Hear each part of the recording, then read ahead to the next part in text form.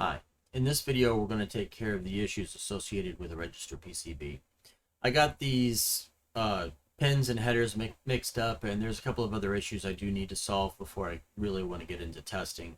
So let's take a look at what those issues are. Let's go to the overhead. Hi, my name is Adam. I'm building a 16-bit computer from scratch. I hope you'll join me on this journey.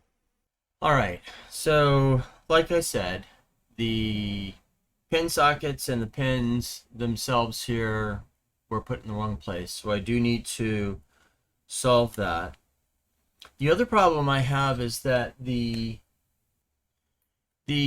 pins of the ribbon cables, or as some call them DuPont cables, do not fit into these sockets very well.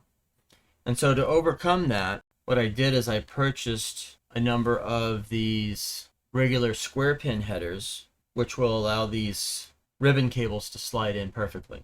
So each of these pin sockets need to be replaced with one of these pin headers. So I have, for the 516 gang, I have those all set. This 10 gang, I have a separate one here. And then this 2 gang for power, I do want to replace that with the square pin size. Those in 1x2 haven't arrived yet. So I will remove this socket and have it prepped and ready to go for putting in the 1x2 socket header when that arrives. And that's the extent of what I need to get done today. So I had to purchase these supplies. I also had to purchase some captain's tape to protect some of the components as I tried to desolder them. And I had to do that because I did manage to purchase a hot air wand or gun or whatever you want to call this, but a hot air instrument that I can use to desolder. And I did make an attempt to do this on this 1x10 pins here, and it didn't work out well. Let's take a look at that now. Okay, let's start with the shorter of the two, and let's see what we can do to pull some of this solder out.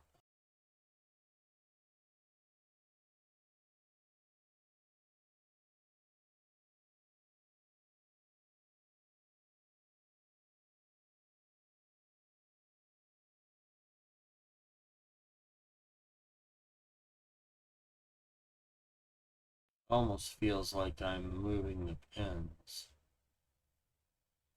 as if the plastic has melted, which is not good. Whether or not it's moving because the plastic is melting or moving because it's been freed up from the through holes.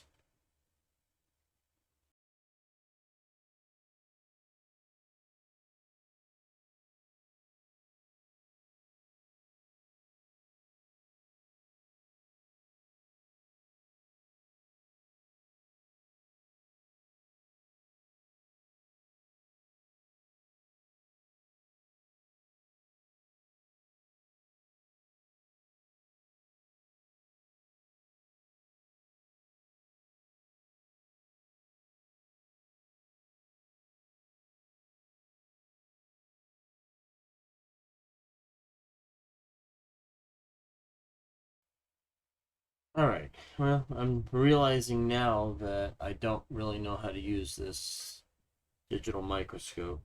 I was trying to desolder these pins and didn't realize I wasn't recording on my digital microscope. So again, some footage is lost. But I am trying to suck up some of the solder out of the pins here. See if I can separate the pins from the PCB. And the challenge I'm having is that the pins start to move, and I don't know if that's because the plastic is melted or because the pin itself is released from the PCB.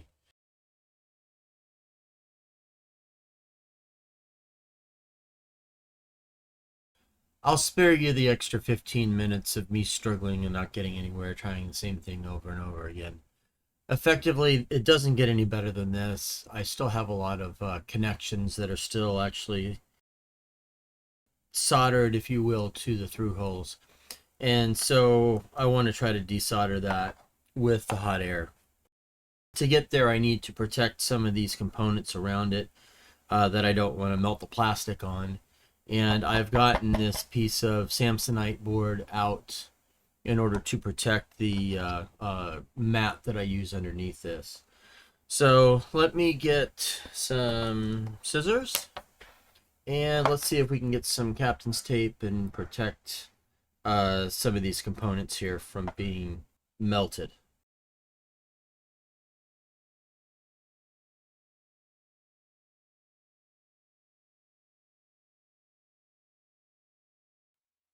That's not working. This stuff is harder to work with than I thought.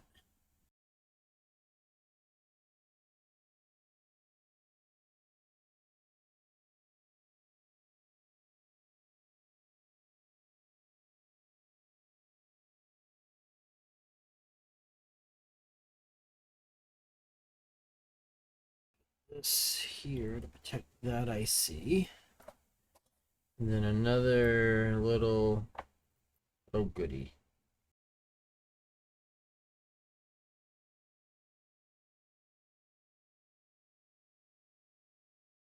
I have no idea how well this is going to work, so we're going to give this the old college try. Now this hot air wand does not actually start heating up until I take it off the cradle.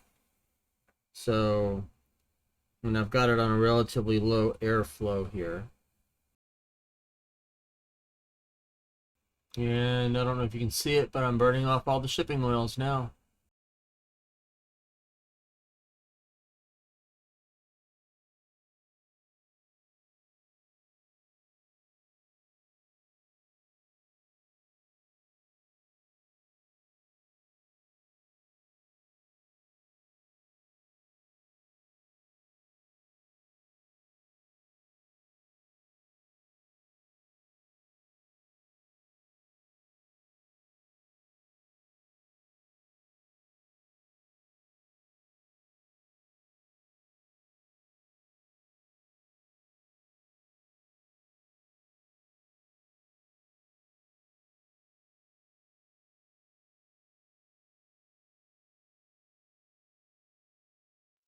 I'm finding that this tape is lifting, and therefore I'm not protecting these components as well as I want to.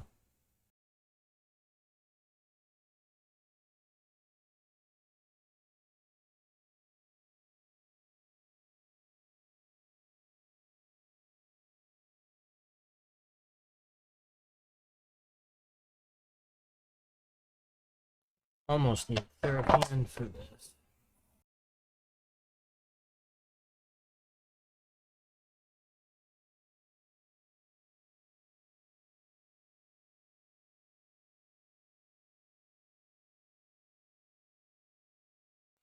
I'm trying to be very conscious of not passing my hand in front of this hot air because it's coming out at a pretty dang high temp, which I believe is 360 degrees centigrade or Celsius.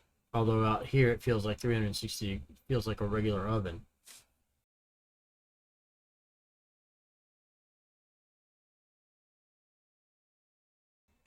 All right, well, let's see what 500 does.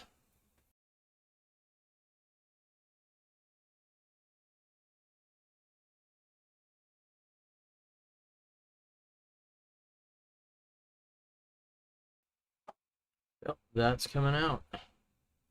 And so is the one right behind it.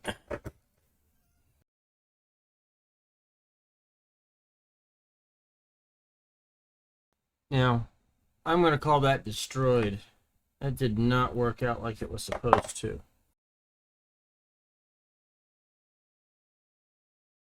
As a matter of fact, I left the pin in there. Let's turn that down a bit. Alright, I've got it turned down to 400 at this point. And I'm still not certain it's doing the right thing.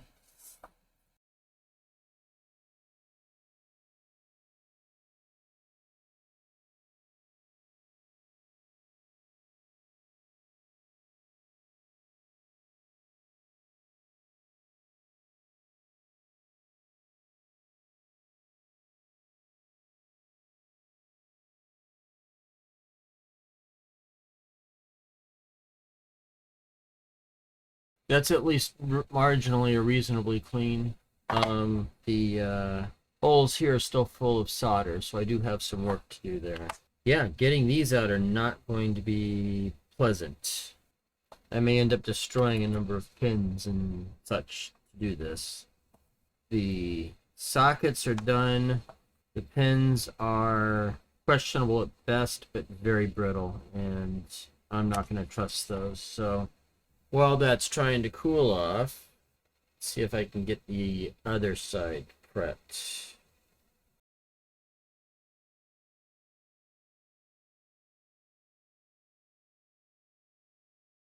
That looks far better than the last time.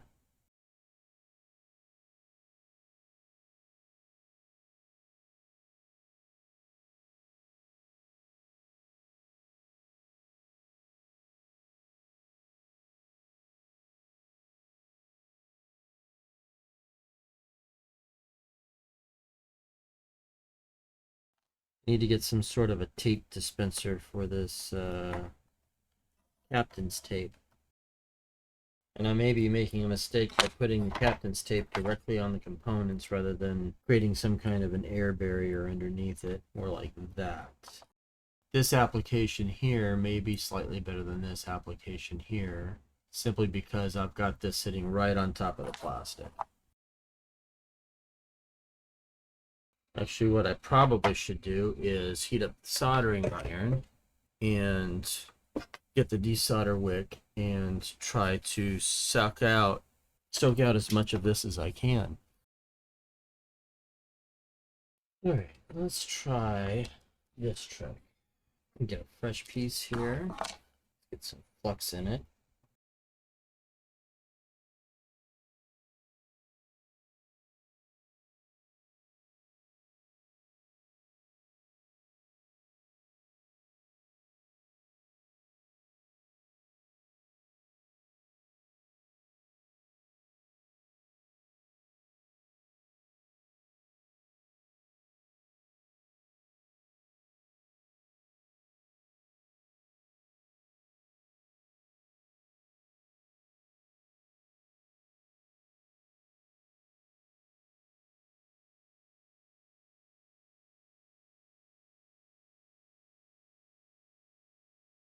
Heat travels.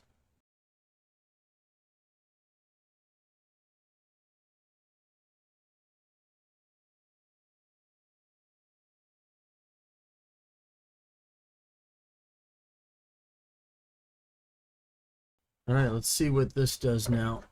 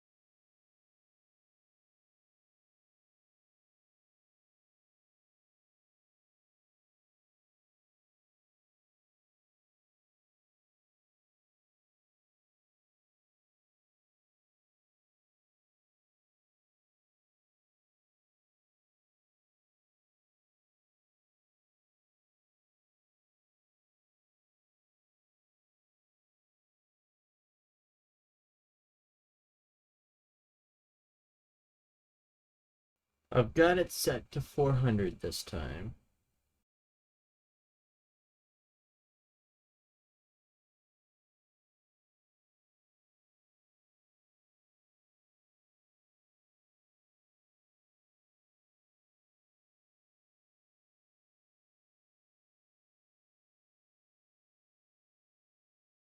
It just does not appear to be releasing.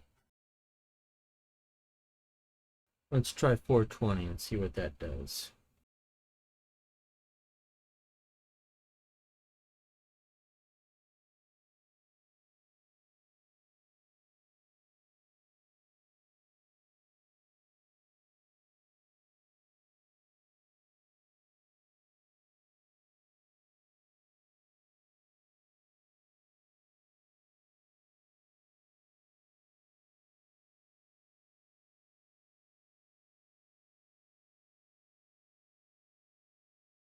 Well, I got part of it.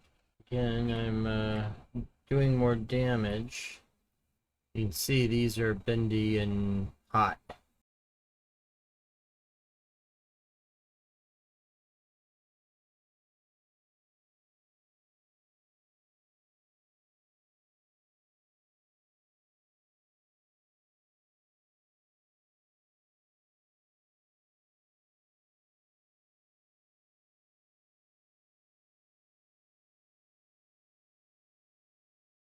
Now that worked well from this side.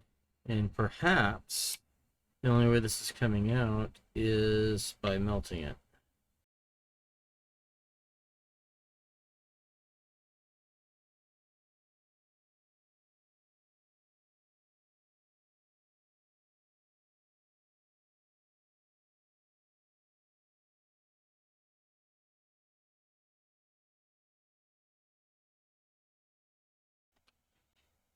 Okay, well, this isn't working out like I wanted it to. You can see here the pins are partially desoldered and partially not desoldered, and this was actually soldered in as two separate 8-bit or 8-post sections.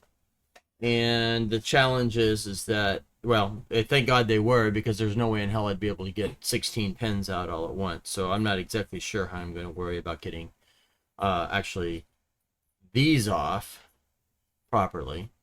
That's going to be a challenge. I am going to have to order a desoldering sucker type thing so that I can actually try using the soldering iron and then sucking the solder out to at least mostly desolder them. But at this point I am doing, and I don't know if the camera's picking this up, this portion over here of the pin sockets is melted of the plastic. So I'm not exactly sure how I'm going to get this done at this point and still be able to preserve the pins and sockets. What I do want to try to do is see if I can protect, I'm going to get some more of this captain's tape, see if I can protect the top of those sockets and then try to work the hot air gun from underneath. So I have protected this portion, and then see if I can direct the hot air gun underneath and see if I can just free these 8 pins up. So let me get the hot air gun warmed up, and it's going to take a minute for that to come up to temp. I'm going to try a little bit more air, and then with any luck, I can go ahead and free up these 8 pins.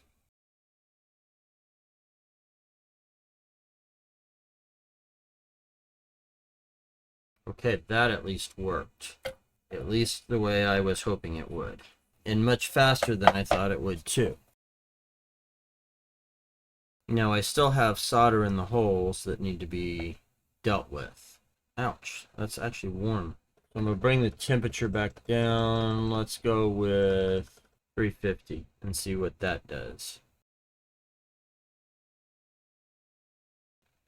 Now I will also call out that over here I did manage to scratch or partially lift some traces. I'm not sure if you can see the copper exposed here or not. But that makes, yeah, I did some continuity testing and the traces are actually not cut, so that's good. I don't have to fix those, but on the other hand, it does give me a little bit of pause here that I am doing at least as much damage as I am disassembling or desoldering, which gives me some, makes me cautious that I'm actually doing this right. So I'm going to make an attempt to do this again on this set and see if I can actually liberate that off of it. And this time at a lower temperature.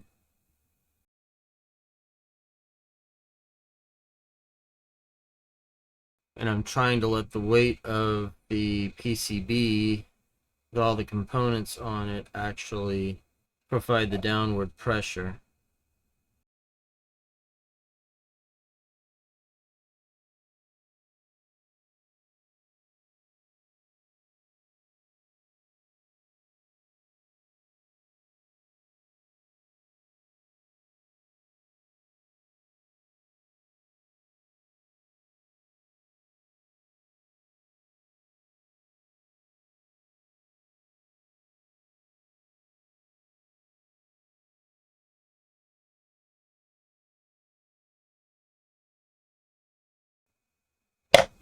And that actually worked.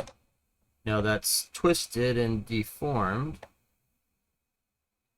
which I'm not sure that you can see, but I was able to separate it, which leads me to believe that I can probably do something very similar back here. Now, if I hold this like this, wrap this around this way. Well, that didn't work. Alright, I think that will work better now, but we'll see. That's interesting. These are little solder beads. I don't know if there are the actual... I don't know that I did any damage to the board, but this looks like beads of solder that have just come out the bottom. The other side of the holes there.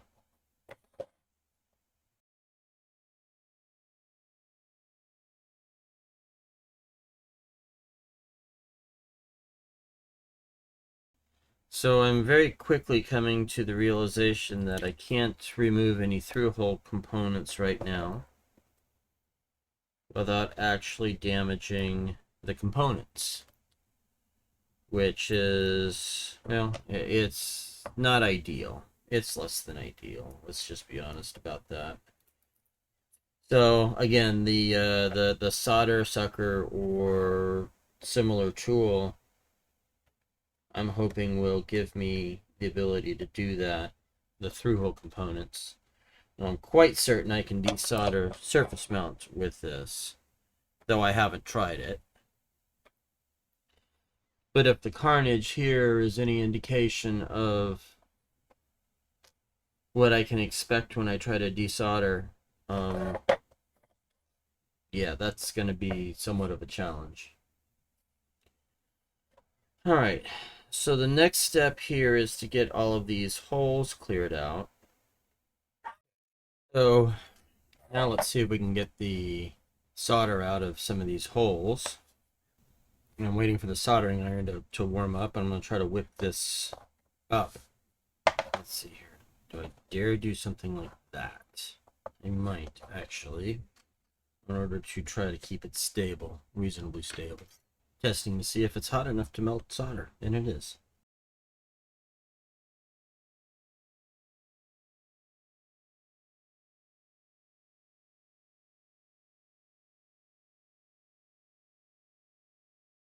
Now I think I'm probably okay here. Let's see here. Grab my 10 pin. That slides through perfectly well. Let me try this other side. That slides through perfectly well. So now I just have to work on this side. Put a little bit of flux on there to try to encourage solder movement in the right direction. Well, it doesn't know what the right direction is, but I do.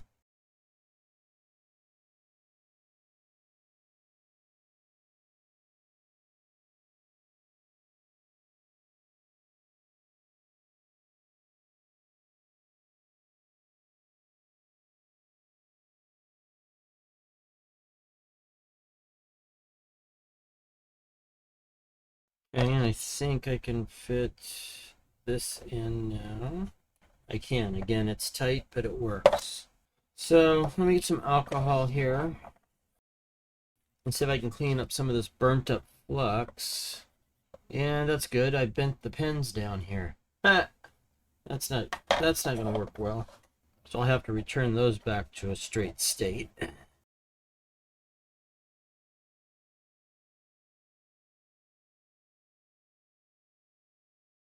So that's broken. It's got to come off too now.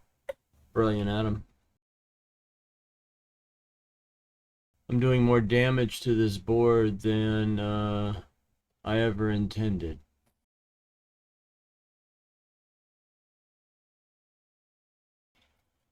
Now, this is a 47 microfarad capacitor. Let's see if I can get a good angle on that. That right there is a 47 microfarad capacitor. I don't know that I'm going to be able to properly keep it from being desoldered as I'm working on this other stuff. I've lost the other pin on the top of this now, so it's definitely gone. And I definitely need to desolder this. So I think all three of these components are probably coming off. Let's see here. Turn the soldering iron off. Let's turn the heat gun back on. Somewhere around here I have a pair of tweezers, which I will use to simply pick up the capacitor. It should, once the solder melts, just pop right off. But in the meantime, let's protect some of this other stuff. All right, let's see what we can do here.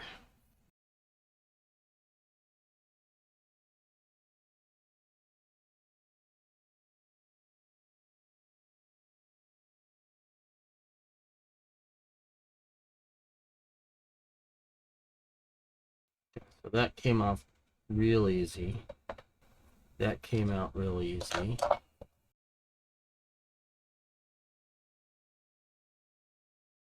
And that came out real easy. All right, so now I need to desolder these pinholes.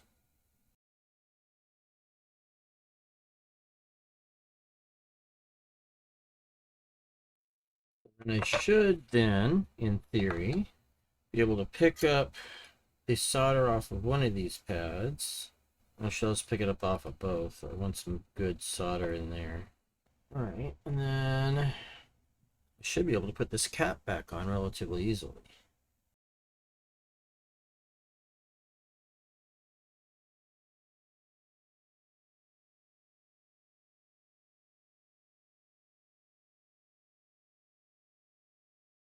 Now, can I reuse? Am I smart to reuse any of this for the 2-pin?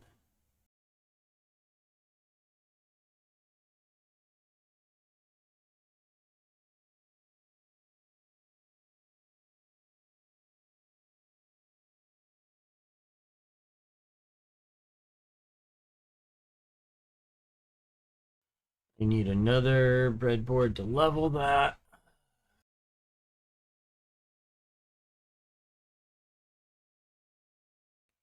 I am working right now to try to get the pins sitting straight up so that they're not bent again. So I think I'm good here.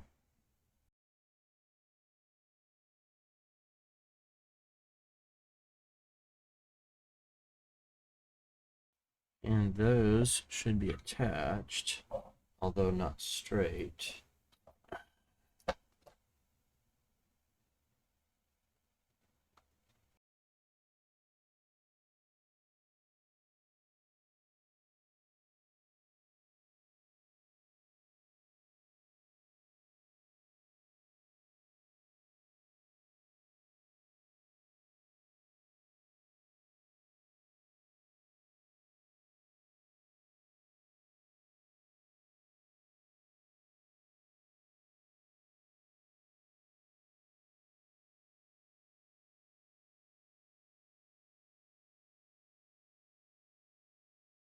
I don't see any bridges. It all looks good. We've now got the proper connections up here. I think I'm going to have to get some foam board to stick these in to protect these pins, because while, yeah, these look like they've bent too throughout the course of all of this. Okay, that's at least that part done. Now, I will be honest, I had intended to replace these headers up here, these sockets, in this video. I am not going to do that because I have to try to get one of those solder suckers and see if that will make any difference in me being able to handle these through-hole components. It's very clear to me, having desoldered and resoldered this capacitor, that the surface mount stuff is going to be very easy to do with the hot air. But the through-hole pins is not, it is not the first tool that should be used for that. And again, I have some damage here from my work where I've exposed copper down here, so I need to figure out what I'm going to do about that, if anything. I certainly don't want the copper getting a patina on it to the point where it's actually going to break an electrical connection. So I got to think on what I'm going to do about that. And in the meantime, I think I'm at a point where I can actually put some power to this and try to test. And I'll do that in likely the next video. Thank you. We'll see you soon.